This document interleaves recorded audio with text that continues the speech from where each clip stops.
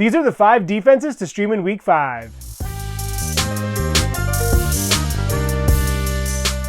Number 1 on the list, the Green Bay Packers. At this point, the Rams are just trying to escape to their bye next week without any more injuries. Half of their O-line is already on IR, and they're still without Cooper Kupp and Puka Nacua. And while their efforts have been valiant, this season is getting away from them quickly. Without that lucky comeback victory against San Francisco, they could easily be winless. Matt Stafford is tied for the 4th most taken sacks with 13, which feeds right into Green Bay's strengths. For the year, Green Bay already has 13 sacks, 8 interceptions, which is more interceptions than they had all of last year, 4 fumble recoveries, and 1 touchdown. And this defense has quietly been the top scoring defense in fantasy in a lot of leagues. Both Xavier McKinney and Jair Alexander have been playing out of their minds, and I think they add to their already Pro Bowl caliber seasons again this week. Number 2 on the list is the Denver Broncos. The Broncos have quietly been a top 5 defense in most fantasy leagues, averaging nearly 10.5 points per contest. They have 16 sacks, which is tied for the 2nd most. They have 2 interceptions and 3 fumble recoveries. And this week, they get a Las Vegas team that does not have Devontae Adams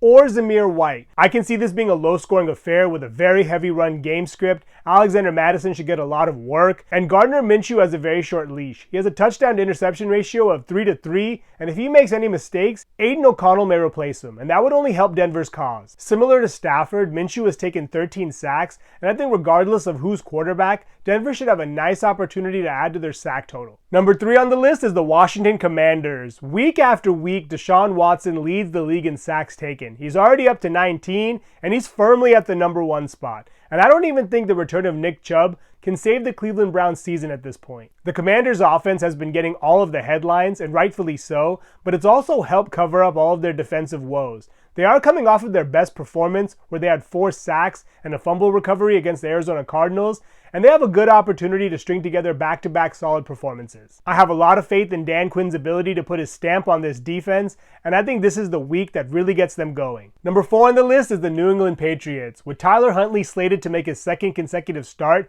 I think the Patriots are licking their chops at this opportunity. The Titans had a solid performance against Miami and Huntley last week, getting 2 sacks, a fumble recovery, and a safety, and I think the Patriots have a good opportunity to produce in this matchup. Even though New England has allowed a lot of points up until now, this Miami offense looks lost without Tua Tagovailoa, which is what makes me hopeful. For the year, the Patriots only have 9 sacks, 1 interception, and 3 fumble recoveries, but like I said, the opportunity is there. The Dolphins are expected to get Teron Armstead back, but I'm still expecting Huntley to make some mistakes. Number 5 on the list is the Seattle Seahawks. The Giants are going to be without Malik Neighbors and Devin Singletary, so this game is going to be squarely on Daniel Jones' shoulder, which is what makes me hopeful. Prior to last week, the Seahawks were nearly a top 10 scoring defense in fantasy all year, and I think they get back on track this week. For the year, the Seahawks have 14 sacks, 2 interceptions, and a fumble recovery, and they are starting to get a bit healthier. And I think with the Giants not having their rookie phenom wide receiver or a running game, it's going to be difficult for Brian Daboll to protect Daniel Jones from himself. Those are 5 defenses to consider streaming in Week 5. Thank you so much for watching. Please subscribe and let me know which defenses you think we should stream in the comments below.